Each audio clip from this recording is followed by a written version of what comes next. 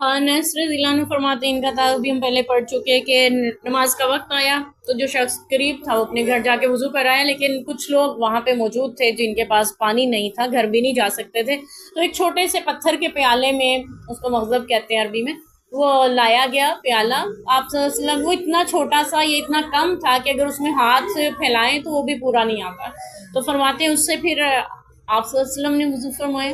پھر تمام صحابہ جو وہاں موجود تھے انہوں نے وضو فرمایا، تو ان سے پوچھا گیا کہ تقریباً کتنے تھے، انہوں نے کہا 80 یا اس سے بھی زیادہ،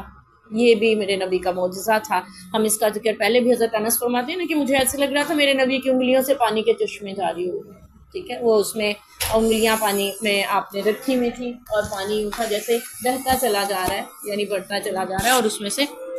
چشمے جاری ہوئے۔ ہم نے حضرت موسیٰ علیہ السلام کے پتھر سے چشموں کا جاری ہونا پڑا تھا،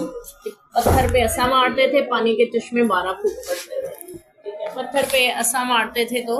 وہ بند ہو جاتے تھے۔ تو یہاں پہ میرے نبی صلی اللہ علیہ وسلم کا معجزہ ہے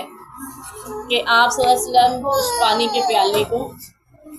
جاری ہو جاتا ہے آپ کی انگشت سے اور پھر اسے جاری کرتے ہیں تو سارے صحابہ وضو فرماتے ہیں۔